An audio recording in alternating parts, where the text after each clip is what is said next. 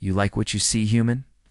Her alien confidence left me speechless. Asterisk, the observation deck of the starship Phoenix hummed with nervous energy as Captain Marcus Reed adjusted his dress uniform for the third time, through the massive viewport. The sleek lines of the Valtharian vessel gleamed like liquid mercury against the star field. Today marked humanity's first formal, diplomatic exchange with the enigmatic alien race that had been watching Earth's borders for months. Marcus ran a hand through his dark hair, feeling the weight of responsibility. At 32, he was the youngest captain in the Earth Defense Fleet, chosen for this mission because of his reputation for thinking outside the box. The brass hoped his unconventional approach might succeed where traditional diplomacy had failed. "Captain, the Valtharian transport is requesting permission to dock," Lieutenant Torres announced from her station. "Granted, of security teams. Stand by, but keep weapons holstered. We're here to make friends, not enemies." The airlock sealed with a soft hiss, and Marcus took his position in the receiving bay alongside his senior staff. The outer door cycled open, releasing a whisper of alien atmosphere that carried hints of ozone and something floral he couldn't identify. She stepped through like she owned the universe. The Valtharian ambassador moved with fluid grace, her tall frame encased in form-fitting by armor that shifted color with each step. Her skin held an ethereal luminescence, pale blue, white like starlight, and intricate silver markings traced elegant patterns along her exposed arms and throat. But it was her eyes that stopped Marcus cold, deep violet orbs that seemed to hold galaxies within their depths. "I am Ambassador Zaraketh of the Valtharian Consortium," she announced, her voice carrying musical undertones that resonated through the chamber. "And you must be the young captain I've heard whispers about." Marcus stepped forward, extending his hand in the human gesture of greeting. "Captain Marcus Reed, Earth Defense Fleet. Welcome aboard the Phoenix." Zaraketh regarded his outstretched hand with curiosity before reaching out with her own. Her fingers were longer than human norm, ending in elegant points, and when they touched his skin, Marcus felt a jolt of electricity race up his arm. Her skin was warm, almost fevered, and incredibly soft. "An interesting custom," she murmured, not immediately releasing his hand. "Physical contact to establish trust. How wonderfully primitive." The comment should have been insulting, but the way she said it with genuine fascination rather than condescension made Marcus smile. "We're a tactile species. Sometimes words aren't enough." Indeed. Her lips curved in what might have been amusement. "And what do you sense from my touch, Captain Reed?" The question was loaded with implications that made his pulse quicken. Her violet eyes held his steadily, and Marcus realized this was some kind of test. Around them, his crew shifted. Uncomfortably, but he refused to look away. "Strength," he said finally. "Intelligence. And something else. Curiosity, perhaps?" "Very good." She finally released his hand, but the warmth lingered on his skin. "Your reputation for perception appears well-founded. Shall we proceed with the formal negotiations?" The conference room had been prepared according to Valtharian specifications. Low lighting. Temperature slightly above human comfort. And chairs arranged in a circle rather than the typical confrontational table setup. As they settled into position, Marcus found himself directly across from Zaraketh, unable to avoid her penetrating gaze. "The consortium has been monitoring your species for some time," she began, her tone becoming more businesslike. "Your rapid technological advancement is concerning to some of our member worlds." "Concerning how?" Marcus leaned forward, genuinely interested in her perspective. "You develop weapons before wisdom, expand before understanding your impact. It is a pattern we have observed in younger species." Her expression softened slightly, though your capacity for growth gives us hope. The negotiations continued for hours, covering trade agreements, territorial boundaries, and technology-sharing protocols. But Marcus found himself increasingly distracted by Zaraketh herself. The way she gestured when making a point, the subtle changes in her skin's luminescence when discussing topics that excited her, the graceful way she moved even while seated. During a break in discussions, she approached him at the refreshment station. "You stare, Captain Reed? Is there something about my appearance that disturbs you? Heat flooded Marcus's cheeks. No, not disturbing. Quite the opposite, actually. He met her eyes directly. I apologize if I've been unprofessional. Your people are ... remarkable, as are yours. She stepped closer, and he caught that floral scent, a ganolin, but intoxicating. Tell me, do all human males react so transparently to what they find attractive? The directness of her question left him momentarily speechless. In his experience, diplomacy was all about saying things without really saying them. But Zaraketh seemed to cut straight through pretense. Only when faced with someone as captivating as you, he admitted. Throwing caution aside, something flickered in her violet eye, surprise, perhaps, or pleasure. Captivating. I like this word. And you, Marcus Reed, are not what I expected from human leadership.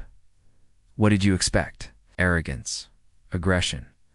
The typical young species response to first contact. She tilted her head, studying him. Instead, I find curiosity and ... something else, something more interesting. Before Marcus could respond, Lieutenant Torres's voice crackled over the cum. Captain, we're receiving priority transmissions from Earth Command and the Valtharian fleet. It appears there's been an incident at the border. The spell between them broke as duty reasserted itself. But as they returned to the conference table to address the crisis, Marcus caught Zaraketh's eye and saw something that made his heart race, the promise that their story was just beginning. The situation deteriorated rapidly. Long-range sensors detected 3 human mining vessels that had strayed into disputed territory, now surrounded by Valtharian patrol ships. On the main view screen, the standoff played out in real-time leak. Alien craft maintaining formation around the much smaller human ships like predators circling prey. This is exactly what we were trying to prevent, Marcus muttered, his hands gripping the command chair arms. The mining crews were civilians, families trying to make a living in the asteroid belts. They didn't deserve to become casualties of interstellar politics. Zaraketh stood beside him, her earlier warmth replaced by diplomatic composure. But Marcus noticed the subtle shift in her skin's luminescence, the pale blue taking on silver undertones that he was beginning to recognize as stress. My fleet commander is traditional in his thinking, she said quietly, her musical voice tight with concern. He views any territorial violation as an act of aggression. And the mining crews probably don't even realize they crossed the boundary, Marcus replied. Our navigation systems aren't calibrated for your territorial markers. Yet the communication panel chimed with an incoming transmission. The face that appeared on screen was unmistakably Valtharian sharp features, the same ethereal skin tone as Zaraketh, but where her eyes held warmth and intelligence, his burned with cold authority. I'm Fleet Commander Therenvex, the alien, announced, his voice carrying none of Zaraketh's musical quality. The human vessels will surrender immediately for processing, or they will be destroyed. Marcus stepped forward before Zaraketh could respond. Commander, this is Captain Reed of the Earth vessel Phoenix. Those are civilian mining ships, not military targets. Surely, we can resolve this without bloodshed, human captain. Therenvex's gaze shifted to take in Marcus fully. Your species' inability to respect boundaries confirms our concerns about your readiness for galactic community. The vessels have 30 minutes to comply. The transmission ended abruptly, leaving the bridge. In tense silence, Marcus turned to find Zaraketh, watching him with an unreadable expression.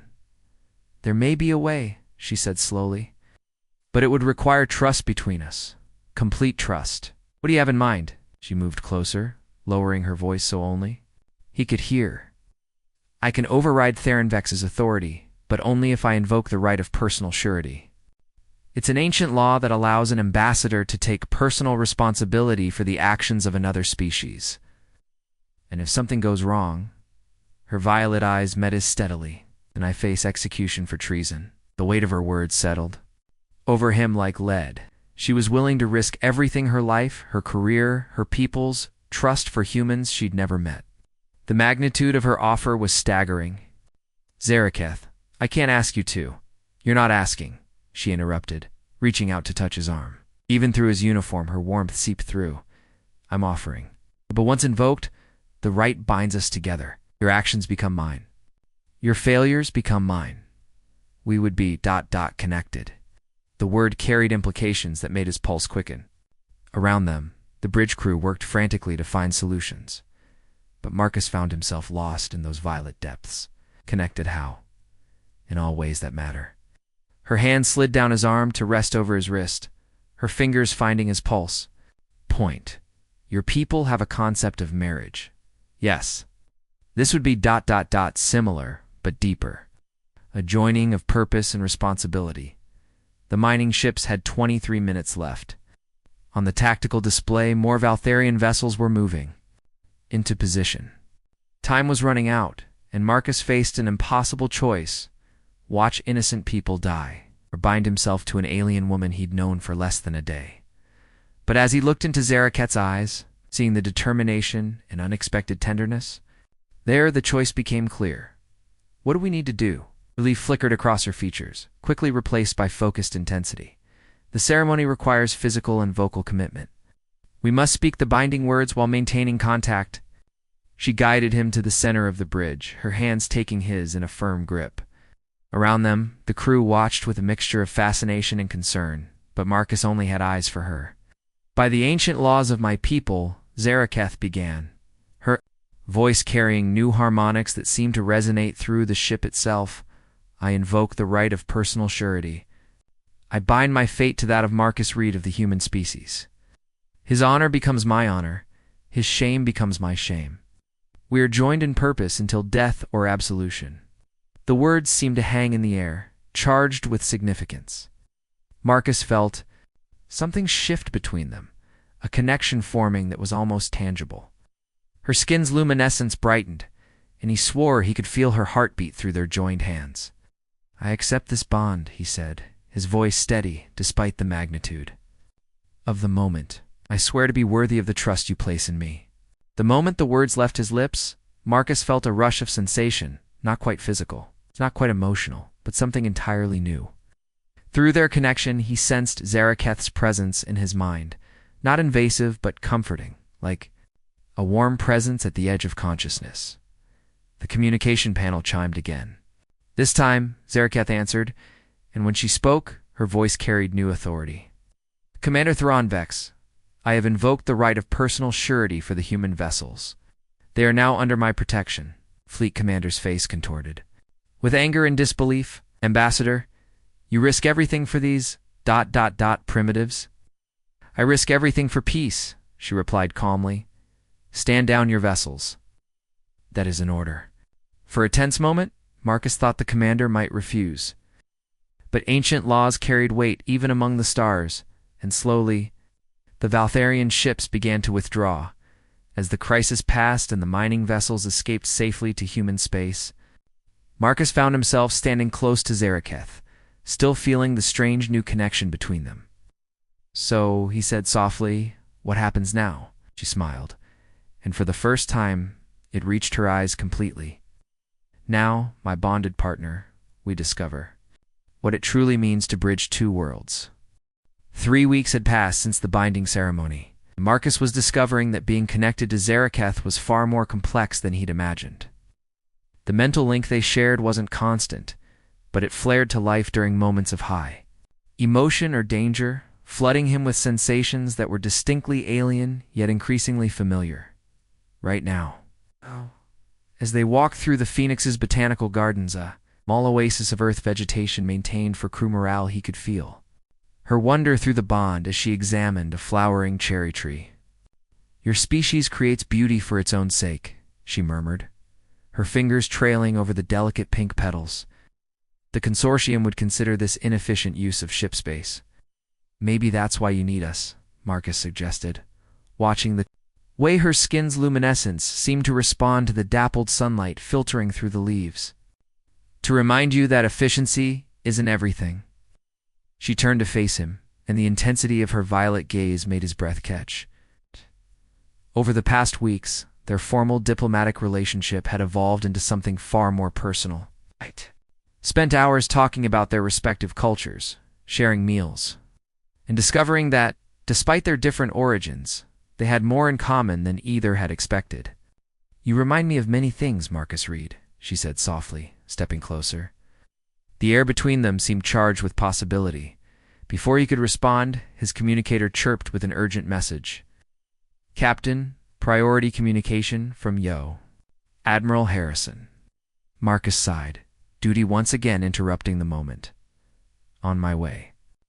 In his ready room, Admiral Harrison's weathered face filled the view screen, his expression grim.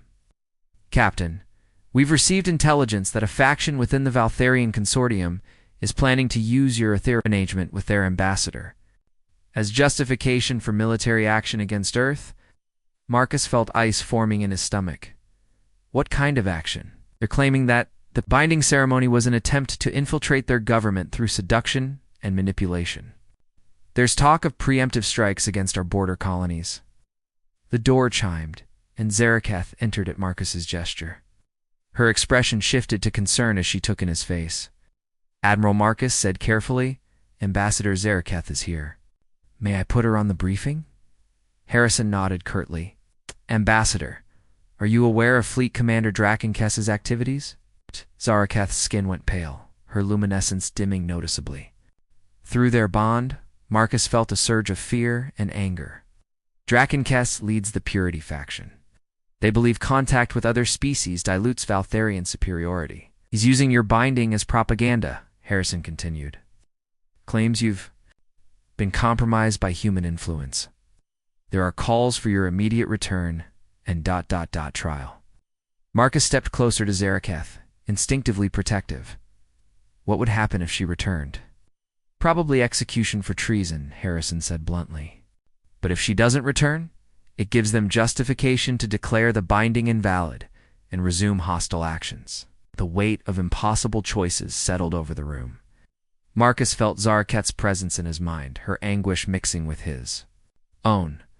They were trapped between two forces, each demanding sacrifices that seemed unbearable. "There is a third option," Zaraketh said quietly, "but it would require us to venture into territory forbidden to both our species." Harrison leaned forward. "Explain." "The neutral zone contains the ruins of the predecessor civilization, the race that once ruled this sector before vanishing. Mysteriously, it's forbidden to both human and Valtharian law, but legends speak of technologies that could shift the balance of power." "You're talking about treasure hunting in a war zone," Marcus said, understanding her implications. "I'm talking about finding something significant enough to force both sides to negotiate rather than fight." Her eyes met his.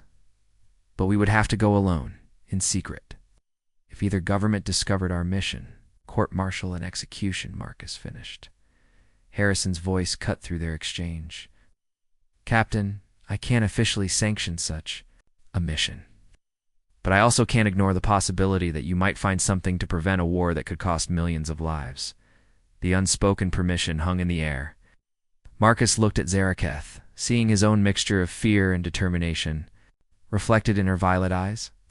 Through their bond, he felt her resolve strengthening. "How long do we have?" he asked. 48 hours before the consortium votes on Drakenkess's proposal," Zaraketh replied. "After that, events will move too quickly to stop." That night, as they prepared for what might be their last mission together, Zaraketh came to Marcus's quarters. She stood in the doorway for a moment, her form silhouetted against the corridor lights. "If we don't survive this," she said softly, "I want you to know that binding with you has been the greatest honor of my life." Marcus crossed to her, taking her hands in his. Her skin was warm, almost fevered, and he could feel her pulse racing against his palms. "We'll survive," he said with more confidence than he felt. "We have to. Our people need us to find another way." She smiled, but he caught the underlying sadness through their bond. "Even if we do find something in the ruins, there's no guarantee either of our governments will listen." "Then we make them listen." He pulled her closer, and this time she didn't resist. "We've already broken protocol, defied orders, and bound ourselves together against all odds. What's one more impossible task?" For a moment they stood together in the soft light of his quarters, two beings from different worlds united by something stronger than politics or prejudice. Then Zaraketh reached up and touched his face with her graceful fingers. "You are remarkable, Marcus Reed," she whispered. "Your species is fortunate to have you as their representative." "Our species," he corrected gently. "Remember, we're bonded now?" The distinction brought fresh luminescence to her skin. Through their connection, he felt a warmth that had nothing to do with her alien physiology and everything to do with hope. Tomorrow, they would venture into forbidden space, risking everything on the chance of finding salvation in the ruins of a dead civilization. But tonight, they had each other, and the growing certainty that whatever they faced, they would face it together. The stolen shuttle emerged from hyperspace at the edge of the neutral zone, sensors immediately detecting the massive debris field that marked the graveyard of the predecessor civilization. Ancient hulks drifted in the void ships of impossible, design that had once ruled the galaxy before vanishing without trace 5,000 years ago. Marcus piloted the small craft deeper into the field, while Zaraketh monitored their surroundings from the co-pilot's seat. The past 18 hours had been a blur of covert preparation and careful planning, but now, surrounded by the remnants of a dead empire, the magnitude of their task became clear. There, Zaraketh pointed to a structure ahead that dwarfed even the largest derelict ships, the Temple Archive.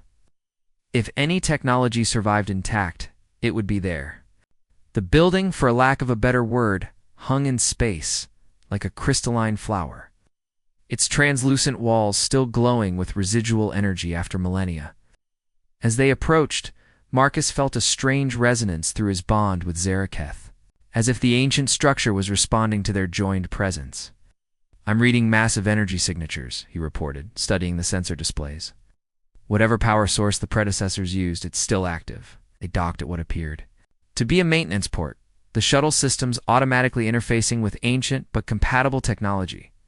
As they prepared to disembark, Zaraketh caught his arm. "Marcus, I need you to know if we're captured here, my people will assume I've betrayed them completely. There will be no forgiveness, no mercy." He covered her hand with his own. "And if Earth's command discovers we stole a shuttle to break into forbidden ruins, they'll consider it mutiny." He smiled grimly. "Seems we're equally committed to this course." The airlock cycled, revealing a corridor that seemed carved from living light. The walls pulsed with gentle bioluminescence, responding to their footsteps as they moved deeper into the structure. Through their bond, Marcus felt Zaraketh's awe mixing with his own. They were walking through history, experiencing wonders that no living being had seen for millennia. They found the main archive chamber after an hour of exploration. The room stretched impossibly high, filled with crystalline data cores that hummed with stored information. At the center stood a pedestal holding what appeared to be a simple sphere of dark metal. "The harmonic key," Zaraketh breathed, recognizing it from ancient texts. "Legend says it could unite the consciousness of entire species, allowing perfect understanding between different forms of life." Makwaros approached the artifact carefully. As his fingers brushed its surface, the sphere began to glow. And suddenly the chamber filled with holographic images, star maps, technical schematics, and something else that made his heart race. "Zaraketh, look at this." The images showed the rise and fall of the predecessor civilization, but more importantly, they revealed why the ancient race had vanished. They hadn't died or been conquered. They had evolved beyond physical form, transcending the limitations of individual species, to become something greater. "They achieved perfect unity," Zaraketh whispered, studying the data streams. "Not through conquest or dominance, but through willing cooperation and understanding." But their discovery was interrupted by the sound of ships approaching. Through the transparent walls, they could see both human and Valtharian vessels surrounding the Temple Archive, their weapons trained on the ancient structure. "This is Fleet Commander Drakenkes," came a harsh voice over the communication system. "Ambassador Zaraketh, you will surrender immediately for trial and execution." Second voice followed Admiral Harrison's. "Captain Reed, you are under arrest for theft of military property in violation of the Neutral Zone Treaty. Stand down and prepare to be boarded." Marcus and Zaraketh exchanged glances. They had found something that could change everything, but they were out of time. Through their bond, he felt her resignation mixing with determination. "There is one option," she said quietly, her hand moving to rest on the harmonic key. "The artifact responds to bonded consciousness. If we activate it together, we might be able to show both our peoples what we've discovered. What's the risk?" Records suggest that using it creates a temporary telepathic network, linking all sentient beings in range. We could share our experiences, our emotions, our understanding with everyone out there. Her violet eyes met his steadily, but the process might be fatal to the operators. Marcus felt the weight of choice settling over him once again. They could surrender, face court-martial and execution, and watch their peoples slide toward a war that would benefit no one. Or they could risk everything on a desperate gambit that might create understanding, or might kill them both. The decision was made easier by the warmth of their bond. The certainty that whatever happened, they faced it together. "Do it," he said. Placing his hand over hers on the artifact, the harmonic key blazed to life. And suddenly Marcus felt his consciousness expand beyond the confines of his body. Through the telepathic network, he sensed hundreds of minds, human and Valtharian alike, suddenly connected by shared experience. "Admiral." Harrison gasped as he felt Marcus's memories of the binding ceremony, understanding for the first time the depth of trust and sacrifice it had required. Fleet Commander Draken Kess reeled as Zaraketh's genuine care for her human partner flooded his awareness, shattering his preconceptions about species purity. Across both fleets, soldiers and officers experienced the wonder of discovery through alien eyes, felt the pain of prejudice from both perspectives, and glimpsed the possibility of something greater than either species could achieve alone.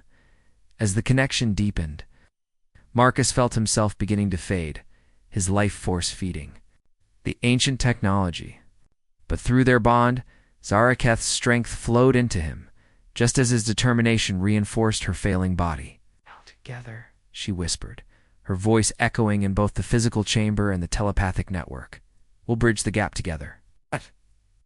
Last thing Marcus saw before consciousness fled was the look of wonder on the faces displayed on the communication screens, human and Valtharian alike, finally seeing each other not as enemies, but as potential partners in something magnificent.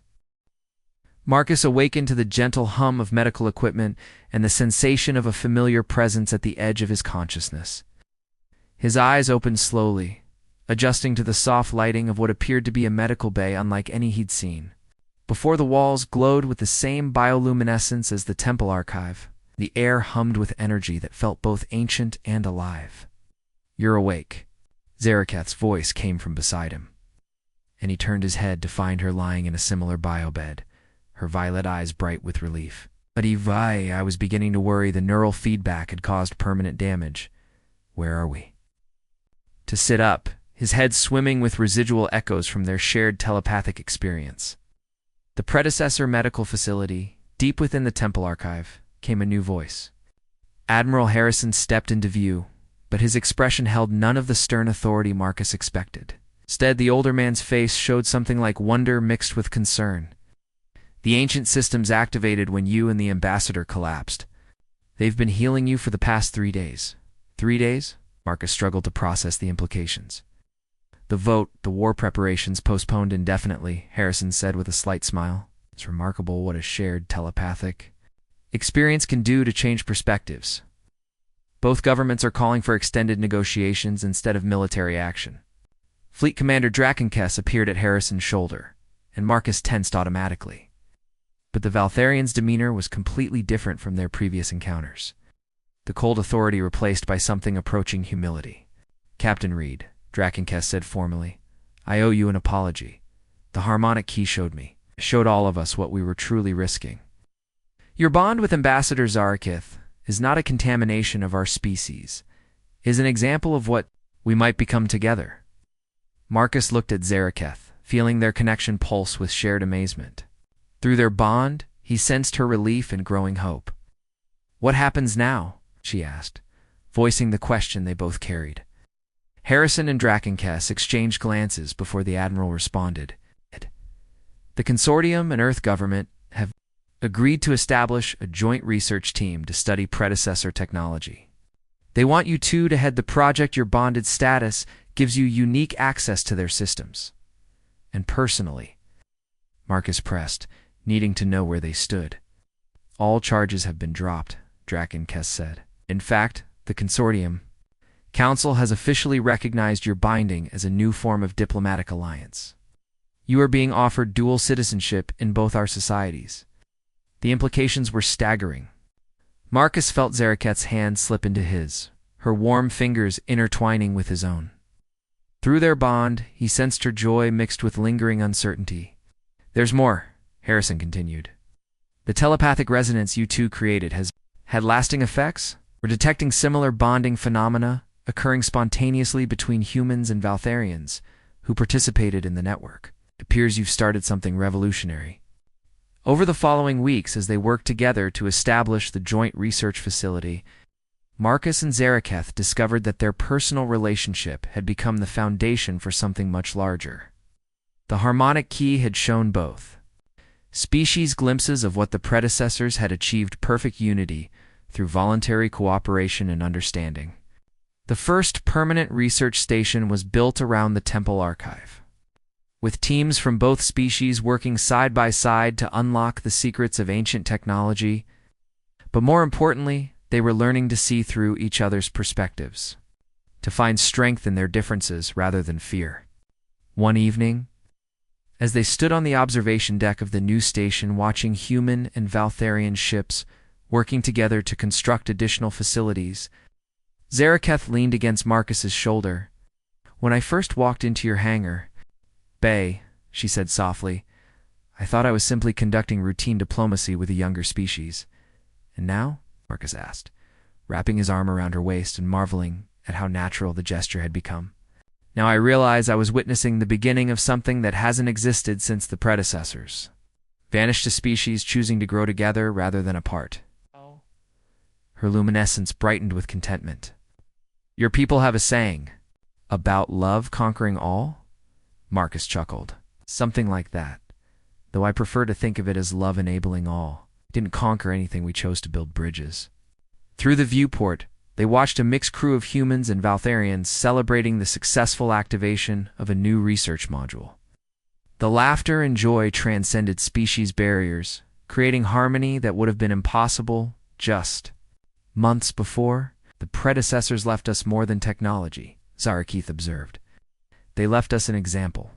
And now we have the chance to follow their path, not to their exact destination, but to our own version of unity."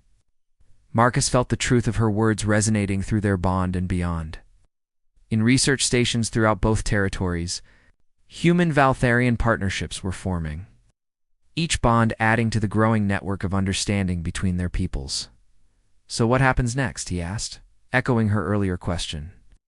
Zaraketh smiled, her violet eyes reflecting the stars. "Beyond the viewport. Next, my bonded partner, we continue building bridges. Between our peoples, between the stars, between all the possibilities we haven't even imagined yet." A new ship appeared in the distance, neither human nor Valtharian in design, but something entirely new: the Joint. Engineering teams had been working on collaborative designs that incorporated the best of both technologies. This was their first prototype. The NSV Unity, Marcus read from the identification beacon, named for the new era we're building together. They watched the beautiful vessel glide toward the docking bay, its hull gleaming with hybrid technology that represented the future they were creating. Through their bond and the growing network of connected consciousness, Marcus and Zaraketh felt the hopes and dreams of millions of beings across two civilizations. Their love story had become something greater, a bridge between worlds, a foundation for unity, and proof that sometimes the most impossible dreams were simply waiting for the right people to make them real. The stars stretched endlessly before them, and for the first time in galactic history, two species looked toward that infinite expanse, not as conquerors or competitors, but as partners ready to explore the universe together.